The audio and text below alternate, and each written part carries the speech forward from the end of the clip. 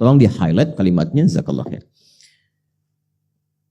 Shalla bina Rasulullah sallallahu alaihi wasallam. Satu kali kami berjamaah bersama Rasulullah sallallahu alaihi wasallam, beliau mengimami kami. Thumma aqbala alaina. Setelah selesai salat itu, beliau menghadap ke arah kami. Fawa'adhana mau'izatan balighah. Lantas beliau memberikan pesan yang sangat dalam sekali. Sebagian komentar dari beberapa sahabat, seakan kami merasa pesan ini pesan perpisahan dari Nabi sallallahu alaihi wasallam. Jadi ini diantara hadis yang disampaikan Rasulullah menjelang wafatnya. Dan ini diantara pesan terkuat. Ya, karena itu kalimat nabinya nanti saya ingin berikan wasiat. Nih, saya kasih gambaran gini ya, ilustrasinya. Saya tanya antum ya, kalau ibu sakit ya dengan ibu sehat, ibu saat sehat kasih nasihat didengar tidak? Oh, kenapa jawabnya pelan? Ibu sedang sehat kasih nasihat didengar tidak? Oh, terjadi perbedaan pendapat. Nah, nanti jangan lupa tahajud ya. Iya, mah kemarin juga tahajud.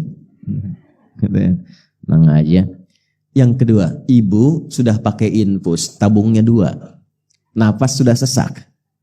Anda jenguk ke rumah sakit, ibu bilang, nanti tahajud ya nak. Ya, ingat sama mama ya. Gitu respon Anda bagaimana? Iya mak, insya Allah. Ya kan? Lebih kencang lagi. Nah, pesan yang diberikan oleh orang menjelang wafatnya, kenapa disebut dengan wasiat? Ya, asalnya wasiat itu bukan pesan orang akan meninggal, bukan.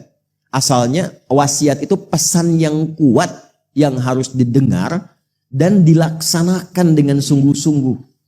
Karena itu di Quran pun banyak Allah berwasiat. Wa wassaynal insana, kami wasiatkan. Allah tidak meninggal. Wa huwa hayyun la yamut. Ya kan? Nah, jadi asalnya pesan yang kuat. Kenapa dilekatkan pada orang yang akan meninggal? Karena setiap orang yang sudah di ujung hidupnya itu pesannya lebih cepat didengar dan kuat dibandingkan saat dia masih sehat. Jelas? Nah, balikan lagi, Nabi mau meninggal kasih pesan. Orang tua kita yang bukan Nabi saja kasih pesan kisah dengar, apalagi Nabi yang sayangnya luar biasa, melebihi sayang ayah dan ibu kita. Rasulullah. Karena itu ketika menyampaikan pesan penting ini, sikap semua sahabat itu sudah dengar, khusyuk dan baik. Dan optimal untuk melaksanakannya. Apa kalimat Nabi? Usikum bitaqwallah was-sam'i wat-ta'ati wa in 'abdan habasyiyah. Sebelum saya wafat ini, kata Nabi, saya ingin berpesan yang kuat. Jagalah ketakwaan kalian di hadapan Allah. Jaga takwa kalian. Takwa itu gambaran konektivitas kita dengan Allah. Disebutkan sebanyak 240 kali dalam Al-Quran. Nanti wujudnya banyak. Ada sholat. Kan sholat pertama di Quran dibuka dengan kalimat takwa. Dzanikal kitabu la raiba fihi hudal lil alladzina yu'minuna bil ghaibi wa yuqimunas. Ini kalau pesannya mau simpel, nggak usah terlalu banyak disebutkan. Sebutkan satu kalimat, maksudnya apa? Jaga hubungan kalian dengan Allah. Jaga sholatnya. Jangan sampai nanti saya meninggal, kalian umatku nggak sholat. Ya. Dan itu pesan dasar para nabi. Nabi Yakub itu saat akan meninggal, pesan pertamanya itu konektivitas dengan Allah. Dikumpulkan semua anaknya. Bukan bagi-bagi persiapan warisan. Ya. Yang disiapkan itu adalah kerukunannya dulu. Materi gampang, kalau anak rukun, harta gampang dibagi. Kalau nggak rukun, perpecahan mungkin terjadi. Yang paling penting itu kenal Allah dulu. Karena sifat rukun itu dasar utamanya kenal Allah. Quran surah kedua ayat 133. Am kuntum syuhada'a idh hadara Ya'qub al-maut. Anda pernah nggak dengar kisah ketika Nabi Ya'qub itu di penghujung mautnya? Idh qala li banihi ma ta'buduna min ba'di. Apa yang beliau kerjakan? Beliau undang, ajak anak-anaknya dikumpulkan untuk memastikan setelah wafat kenal Allah apa enggak nih. Ma ta'buduna min ba'di, anak-anakku, sekiranya papa meninggalkan kalian, kembali kepada Allah. Kalian masih kenal Allah enggak? Papa pengen pulangnya tenang. Apa jawab mereka? Qalu na'budu ilahaka wa ilaha abaika Ibrahim wa Ismail wa Ishaq ilaha wahidah. Pak, jangan khawatir. Tidak ada yang melebihi kepatuhan kami mendengar nasihat Papa kecuali pengabdian kami kepada Allah. Kami ikrarkan, Papa mau pulang sekarang atau besok atau kami duluan, insya Allah kami akan jaga tetap kenal dengan Allah. Tenang. Anak yang dikandung, diberikan ASI, disayang-sayang dan sebagainya. Di penghujung usianya, dia mengatakan, tenang mah, saya akan jaga sholat. Tenang Pak, saya akan baca setiap ayat-ayat Quran di penghujung kehidupan ini. Supaya mendapatkan nilai yang lebih baik. Tenang. Itu poinnya. Maka Nabi mengatakan, itu untuk semua, untuk kita. Umatku. Dalam era beliau, sahabat-sahabatnya di hadapannya. Tapi informasi ini mahal, ditujukan dan dihimpun oleh para ulama hadis sehingga sampai ke kita untuk memberikan pesan. Ini bukan pesan Nabi kepada sahabat di zamannya saja, bukan. Termasuk kita saat ini. Usikum bitaqwallah. Jaga takwa kalian dengan Allah. Nanti saya berikan rahasianya. Kenapa takwa itu yang paling penting. Ya. Coba lihat lagi. Saat kita puasa, kan itu juga nggak lepas dari takwa. Ayat puasa Al-Baqarah 183. Ya ayyuhalladzina amanu kutiba alaikumus kama kutiba alal ladzina min la'allakum taqwa. Haji, umrah enggak lepas dari takwa. Al-Baqarah ayat 197, ya. Al-hajju ashhurum ma'lumat faman farada fihinnal hajja fala rafatha wala fusuqa wala jidala fil hajj. Wa ma taf'alu min khairin ya'lamuhu Allah wa tazawwadu fa inna khairaz zadi. Kurban kemarin takwa juga. La yanalallaha luhumuha wala dima'uha walakin yanaluhu taqwa. Takwa semuanya. Jadi ketika Nabi mengatakan, aku mau wafat. Aku ingin pastikan jaga betul hubungan kalian dengan Allah. Apa sifatnya? Jaga sholat ya. Puasa ya. Kalau sudah punya kemampuan, kurban ya. Kalau sudah cukup bekal, haji umrah ya. Supaya apa? Wa may yattaqillaha yaj'al lahu makhraja. Kalau kalian punya masalah karena dekat dengan Allah, punya Allah, Allah tuntaskan semua persoalannya. Jadi dengan takwa itu nanti tingkat terdalamnya kita merasa punya Allah dalam diri kita. Kalau sudah merasa punya Allah, hidup ringan demi Allah ya akhi. Ringan sekali. Karena merasa punya Allah. Kita nggak sedih saat ada persoalan. Karena punya Allah yang pasti memberikan ketentraman. Kita nggak akan sedih saat belum diterima pekerjaan karena kita merasa punya Allah yang sudah mengatur yang terbaik untuk kita. Itulah takwa.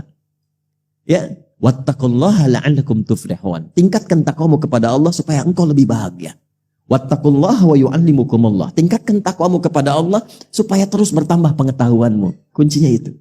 Sebelum Nabi wafat, kalimat takwa itu yang pertama diwasiatkan. Itulah rahasianya. Kenapa setiap pekan khatib Jumat memberikan pesan takwa. Itu. Kemudian wasam'i wa ta'ati. Kalau sudah jelas, sudah paham, dengar patuh. Maka kita sebutkan sami'na wa ata'. Bukan sami'na wa nanyaina.